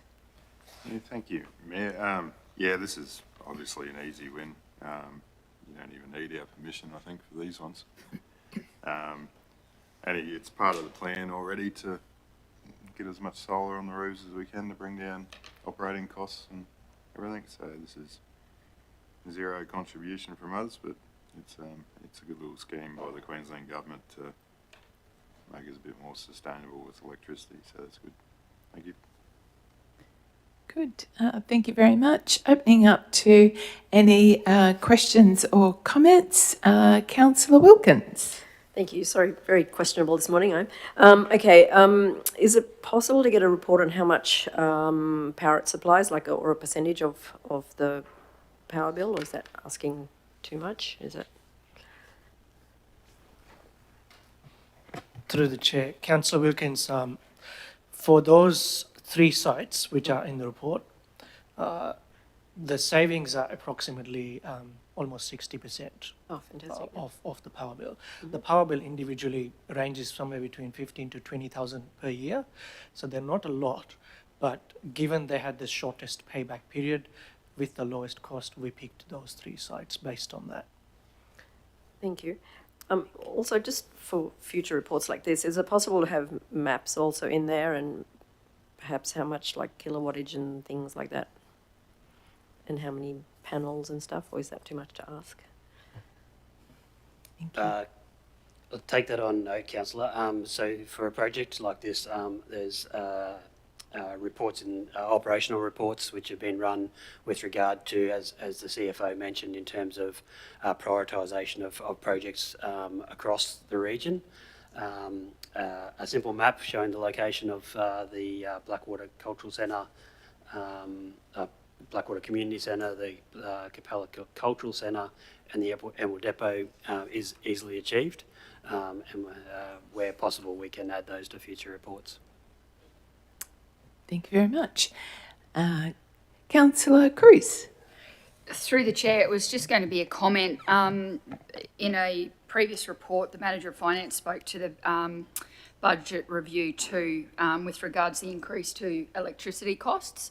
So I was just probably going to draw that into comparison and say, like on the page 436, where it said the estimated electrical expenditure will be reduced by 66% or $15,000 per annum per site. Obviously, with that in mind, the savings to council and the ratepayer may even be greater than that 66%, and obviously would be compounding as electricity costs increase. Thank you. Thank you very much. Thank you. Councillor Newman. Through the chair, I'd just like to add my support to this application, and one for the cost saving across the region and for the ongoing program support of adding more solar to more of our facilities. Thank you. Thank you very much, Councillor Newman. No other questions or comments. We'll hand over to our mover again, Councillor Donaldson. Just sort of another thing, thanks for prompting me. So this program, is it an ongoing program every year? So potentially we'll be able to every year put another application and potentially have solar on every one of our buildings, so it'll be a lot higher cost saving? Through the chair, so this actual program, the Queensland Climate Resilient Council's program 24 to 26, is all that's been announced at the moment under this this funding opportunity. There may be future rounds when we haven't actually been advised of that, but there are other funds which we're looking at the moment, which also would cover solar installation through other mechanisms. Okay, thank you very much for that. Thank you very much. We'll move the motion that Central Highlands Regional Council endorses the following application submitted on 11th of March 2025 for funding through the Queensland Climate Resilient Council's program 2024-26, as listed above, for solar panel installation at 3 localities. And furthermore, if the application is successful, Central Highlands Regional Council will commit to the inclusion of required funds in the financial years in which the project will be delivered, inclusive of any project cost deemed ineligible by the funding body. Those in favour? A motion carried. Thank you very much. Moving on to item 12.4.2, project nominations, Country Roads Connect program. So can I have a mover, please, Councillor Newman, and seconder, Councillor Whiteman. Handing back over to our General Manager, Infrastructure and Utilities, Jason Houlihan. Thank you. Thank you, Madam Mayor. The Country Roads Connect program was released on the 11th of March 2025 as part of the Queensland Government's Right Plan for Queensland's Future to ease pressure on transport and insurance costs by investing in regional roads, boosting safety and reducing transport costs by upgrading those regional roads, with submissions to be closing on the 7th of April 2025. Projects on both state-controlled roads and local controlled roads network are eligible. Projects nominated on our local roads will be limited to those roads which are identified as local roads of regional significance under the our regional road group with Transport and Main Roads. to ensure the program is focused on higher order roads with greater regional benefit. Funding will be provided over 4 years, so between 2024 to 2028, so the 2027-2028 financial year, and projects eligible for funding are expected to be delivered within 2 years of the funding being made available. It is expected that formal funding offers will be released for successful projects around June of 2025. Co-contributions are not required under the program. However, projects with funding, co-funding will be considered. There's a total funding opportunity of $100 million available for the program, and Council is proposing to put in 3 applications, being one on Wintoon Road for an application of $5 million, Glenlee Road for $7.5 million, and Fairfield Road for $7.5 million. All 3 projects meet the funding eligibility criteria as per the following guidelines, which are attached, and being unsealed roads, local roads of regional significance, and are rural connectors under our council road hierarchy mapping. Councillors will note that those 3 projects already have council funding, the top 2 projects, Wintoon and Glenlee, already have council funding committed over the next 4 years, as well as some Transport Infrastructure Delivery Scheme, or TIDS money, which is state money on them as well. So this is an opportunity to get better value for money during those constructions. I'm happy to take any questions. Good. Thank you very much. Handing over to Councillor Newman as the mover. I would just like to welcome the Country Roads Connect program. I think it's a great opportunity for us to meet all those objectives and for us to improve the durability and reliability of our regional roads network. I think this is great to see this country road funding highlighted, and those 3 particular roads are of significant importance to our regional road network, and I congratulate all the work done to keep the road hierarchy in place and to have those projects ready for submission. Thank you. Good. Thank you very much. Councillor Whiteman. I'd just like to add that the pave and seal of these roads is not just an economic benefit to the communities that live down these areas, but it's also a safety concern.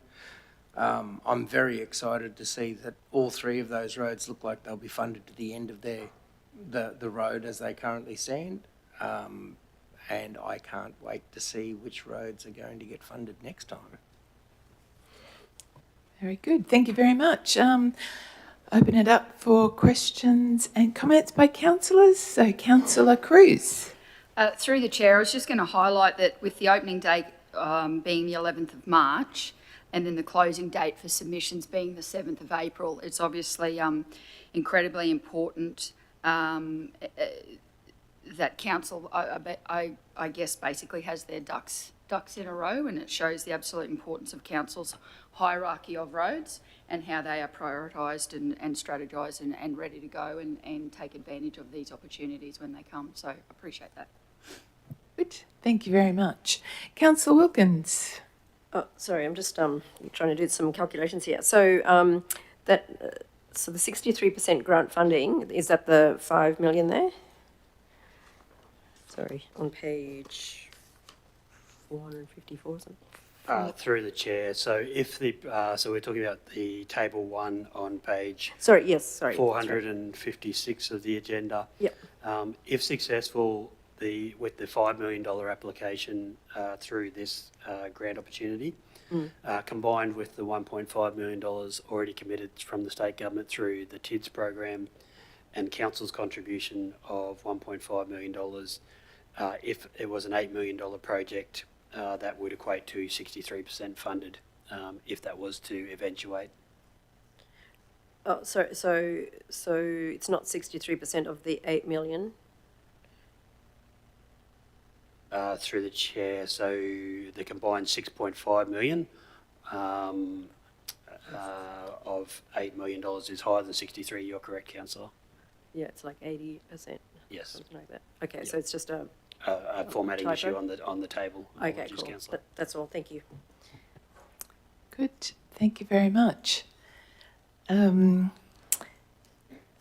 If there's no further comments or questions, I'll hand back over to Councillor Newman. Yes, again, I'd just like to reiterate Councillor Whiteman with the economic value and the completion of those roads with the pave and seal is just a welcome boost to the region. Thank you. Thank you very much. Mayor, if I may just, so I've just got some clarification from the manager here. So 63% would be the 5 million of the 8 million. So that's particularly for this funding opportunity. So this would be asking for a 63% funded of the project. Thank you very much. So we'll put the motion or recommendation that the Central Highlands Regional Council endorses the following projects to be progressed to application for funding through the Queensland Government's Country Roads Connect program.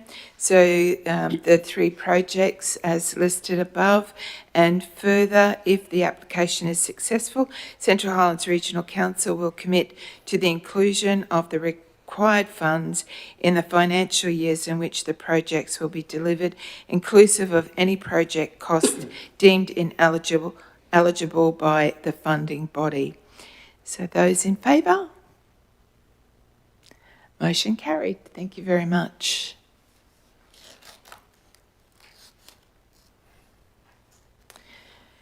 Moving on to item 12.4.3, project nominations, Crucial Access Links Program. Can I have a mover, please, and seconder? Mover, sorry, Councillor Donaldson, and seconder? Councillor Newman. Over to the General Manager for Infrastructure and Utilities, Jason Hullen. Thank you, Madam Mayor. This report is to seek endorsement of projects to be progressed to application for funding through the Queensland Reconstruction Authority's Crucial Access Links program. The Crucial Access Links program has been approved for funding under the Efficiencies Funding Program by both the Australian and state government, with potential high priority projects identified through Council's local resilience action plan and our regional resilience strategies. The program will provide funding to proposed projects such as upgrades to local and remote airstrips, helipads, seaports and other crucial linkages and access routes that provide important access to and evacuation routes during a disaster or extended periods of isolation.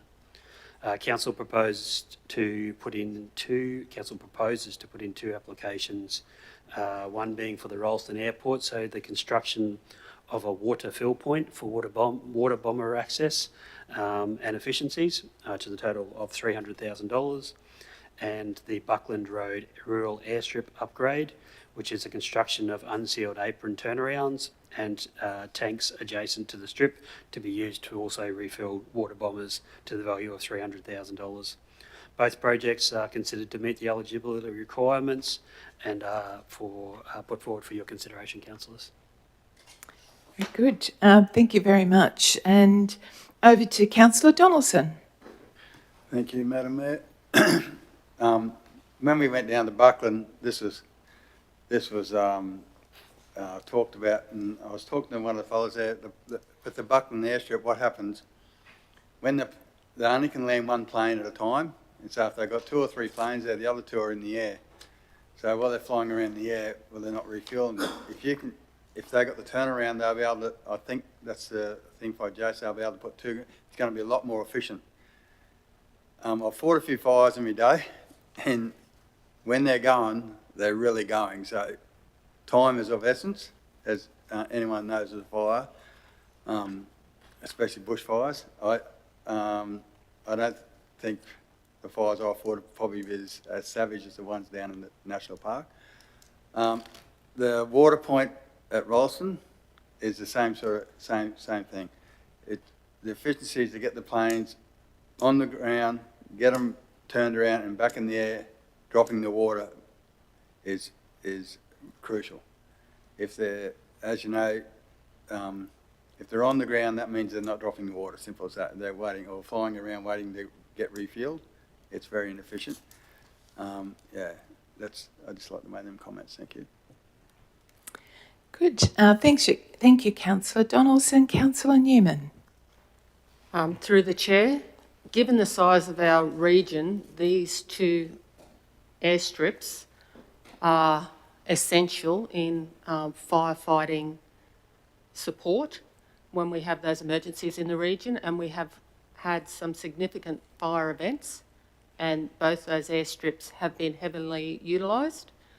The scarcity of water and having that water readily available, and those airports up to as much value as they can be to facilitate the quick action in a disaster situation, I think is crucial for our region, and I welcome this grant application. Good. Thank you very much. Open to councillors and for any questions or comments. Very good. Thank you. Before putting back to Councillor Donaldson, I just wanted to point out that, and thank staff, because every extra dollar that we can get from external agencies or different levels of government saves our ratepayers. So thank you very, very much. And curiously, that over these three nominations that, we've covered several communities. Well, there's 8 projects, but Blackwater, Capella, Emerald, some of our rural roads, Rolleston and Buckland. So thank you very much for making sure that we've got, I suppose, upgrades to assets right across the region. So thank you very much. Now putting back over to Councillor Donaldson. No further comments, thank you. Oh, thank you very much. We'll put the motion, which is that the Central Highlands Regional Council endorses the following projects to be progressed to application for funding through the Queensland Reconstruction Authority's Crucial Access Links program for the projects for Rolleston Airport and Buckland Road Rural Airstrip. Furthermore, if the applications are successful, Central Highlands Regional Council will commit to the inclusion of the required funds in the financial years in which the projects will be delivered, inclusive of any project costs deemed ineligible by the funding body. Those in favour? Motion carried. Thank you very much.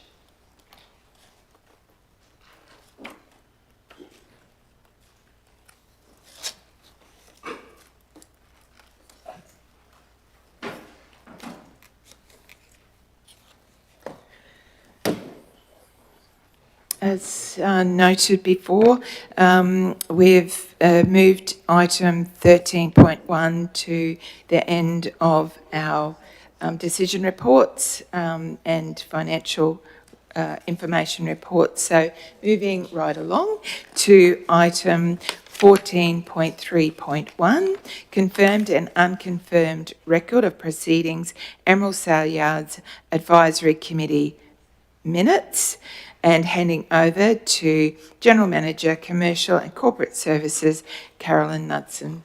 Thank you. Jumping again. Can I have a mover and seconder, please? Mover? Councillor Burns, seconder, Councillor Highmarsh, and over to General Manager, Carolyn Knudsen. Thank you, Madam Mayor. Through the Chair, The Emerald Saleyards Advisory Committee is a council advisory committee established as a forum for consultation on matters relating to the Emerald Saleyards. The committee meets on a quarterly basis, and today tabled before council are the confirmed record of proceedings for the meeting held on the 25th of November 2024 and the unconfirmed record of proceedings for the meeting held on the 24th of February this year. I will take the report as read and hand back to the Chair for any questions or comments from councillors. Thank you very much. And handing over to Councillor Burns. Thank you, General Manager, for the report. Trying to remember the meeting, it was a while ago now. Yeah, just thank you for the report. I don't need to say anything on.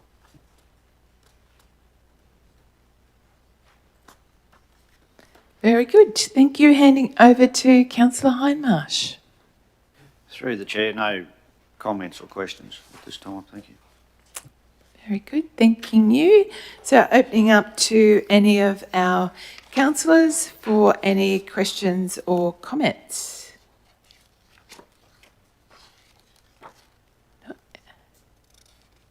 Oh, Councillor Wilkins. Oh, sorry. Just some definitions. What's a doubtful debt? Beg your pardon? What is a doubtful debt?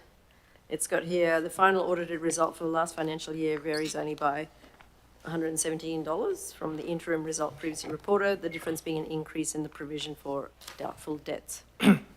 So through the Chair, I could actually hand that one, but I will hand over to the CFO who will have a more detailed response. Yep, through the chair, Councillor Wilkins, a doubtful debt is a likelihood or a forecast of non-payment of a debt. Oh, okay. It is a provision at this stage. It's not a debt to be written off. Mm-hmm. So all efforts will be made to follow up the debt. But sometimes we do have to take a provision if it turns out to be that it is not recoverable. Oh, okay, that's not recoverable. Okay.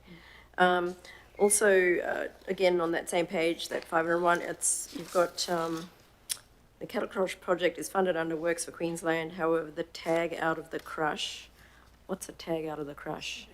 So through the Chair, that's where the piece of equipment is ineffective and faulty, and therefore it's tagged out so that it's unable to be used. Okay. You people with your lingos. Just the other question, there was that you had fees and charges regarding the destruction and disposal of dead beasts. So if and it says historically fees have not always been charged onto the customers.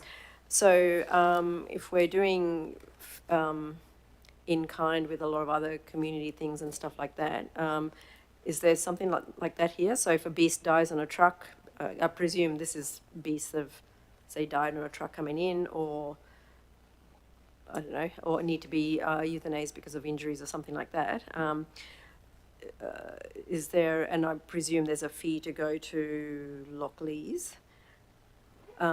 Is there any, I don't know if I can ask this, is there any provision of recording that as a fee, like a,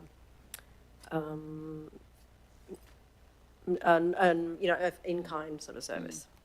So through the Chair, historically there's been some, process or lack of process in terms of on costing those costs to the relevant owner of the beast, and that sometimes has been in question as to who to actually invoice for the disposal of the dead animal at Lockleys, for example.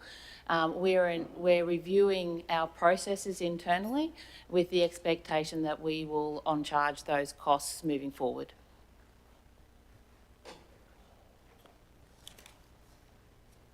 Very good. Thank you very much. Any other questions or comments? Councillor Newman. Through the Chair, I know there has been a comprehensive gap analysis done on cost recovery, and I think the officers have done their best to find those gaps, and I would not be in support of an in-kind portion for that part of the cost recovery. Thank you very much. Any other comments or questions? I know. Councillor Wilk? Can I just answer to that? w- Clarifying what Councillor Newman was saying regarding what I was saying, I wasn't supporting it. Thank you, Councillor. Moving, if there's no other comments or questions, moving back to Councillor Burns. I'd forgotten I moved it. Yeah, thank you for the report, and just I remember that conversation in the meeting. Now we were just discussing recovering the cost of those, because it does come up every now and then, and they weren't tracking it as well as they should have, and that's all we were talking about. So they'll probably come in the future, I'd say. Thank you.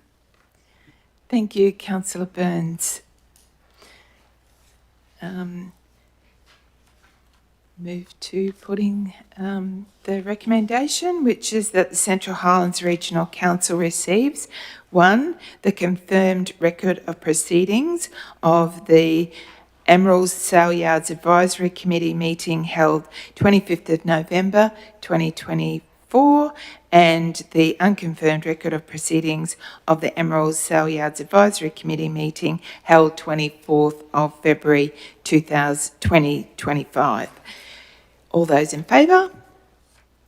Motion carried. Thank you. Moving right along to item 14.3.2, unconfirmed record of proceedings, Emerald Airport Advisory Committee meeting, 25th of February 2025. Can I have a mover, please? Councillor Donaldson, and seconder? Councillor Hindmarsh. Handing over now to General Manager, Commercial and Corporate Services, Carolyn Knudsen, to expand on the report. Thank you.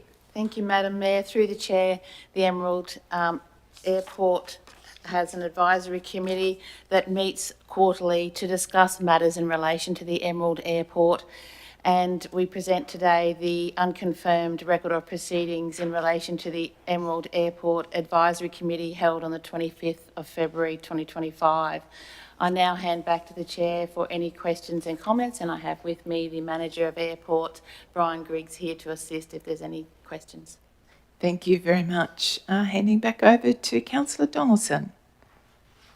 Well, I'd just like to more of a comment really, that the passenger and parking numbers of the airport are still steadily increasing from 2020, and they've returned to the pre-pandemic levels, and and it'd be very interesting to see when it does stop rising, and the reasons behind the reasons that it does stop the increasing. Yes.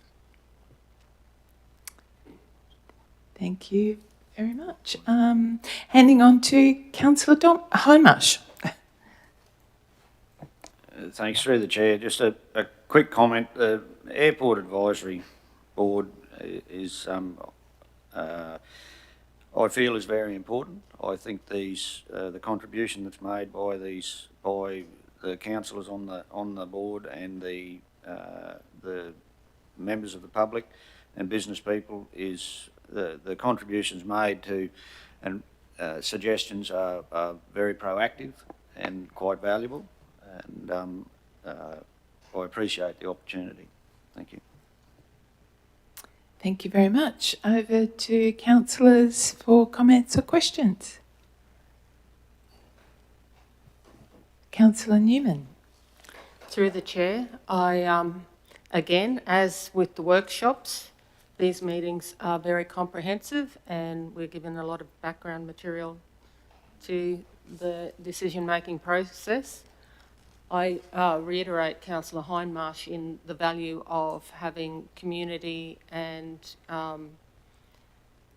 people put their point of view. It's a well-run group, and I congratulate the officers with the reviews and the reports that they've given around this council facility. Thank you very much. Any other comments or questions? I think I only had one observation really, and that's cross-referencing from item 12.1.3 with the Emerald Airport fees and charges, noting that on page 516 of the agenda and page 3 of the minutes, where it for that period of time, the operating expenses were 4% higher. So we are really, really making very modest increases to cover costs. So that was my only comment. Moving, if there's no other comments, moving back to Councillor Donaldson.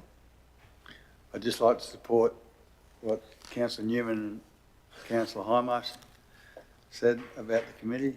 It's good to have everyone's value contribution when we're having these meetings. Thank you. Thank you. Thank you very much. We're moving now to the recommendation that the Central Highlands Regional Council receives the unconfirmed record of proceedings of the Emerald Airport Advisory Committee meeting held on the 25th of February 2025.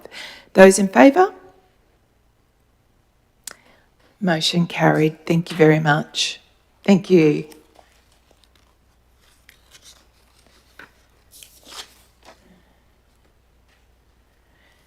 So returning back now to item 13.1.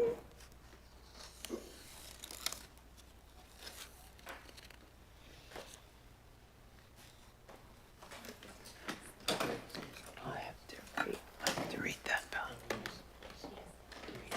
Yep.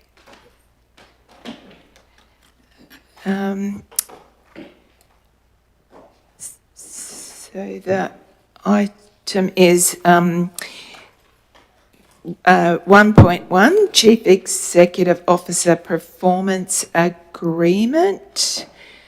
This report is confidential under section 254J3A of the Local Government Regulation 2024, which permits the council meeting to be closed to the public to discuss the appointment, discipline or dismissal of the Chief Executive Officer.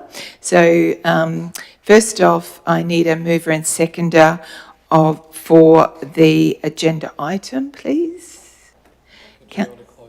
Yeah, and then I'll do closed session. Oh, you just do closed session now. Okay, my apologies. I thought that we had to, it was the other way around, that we actually had to do two things. So no, we have to have a mover and seconder now to go into closed session. So I think that Councillor Whiteman and Councillor Burns, Councillor Whiteman moved, Councillor Burns second. So we move into closed session. Sorry? Oh, all in favour. Thank you. Motion carried.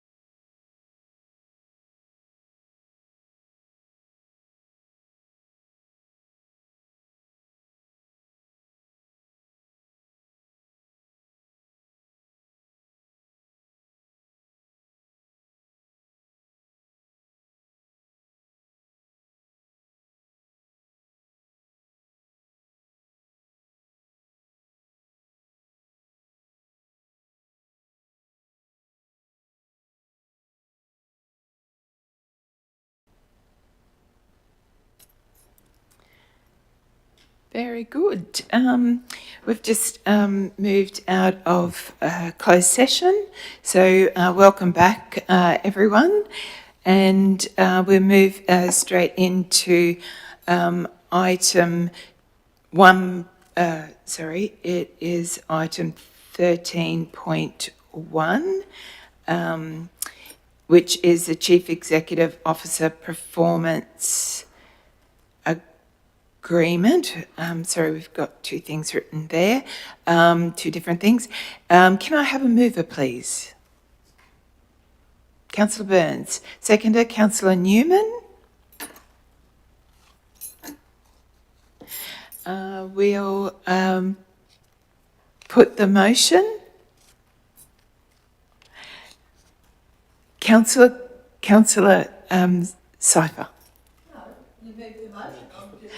Oh, I'm sorry, I'm reading the motion, put the motion, so for me to read it, so that the Central Highlands Regional Council, 1, endorses the performance agreement of the Chief Executive Officer for the period of 1st of February 2025 to the 31st of January 2026, and 2nd, authorises the Mayor and Deputy Mayor to undertake the formal annual performance review of the Chief Executive Officer in accordance with Section 194 and 257 of the Local Government Act 2009. So move to those in favour. Motion carried. Thank you very much. Thank you, members. Moving on now to item 16, late agenda items, nil. Notice of motion, nil. And general business, item 18, if there's any general business. Item 19, any community acknowledgements? No? Okay, moving on to item 20, which is a closure of our meeting. So we're closing the meeting at 12:11 p.m, the 26th of March 2025. Thank you all. Councillors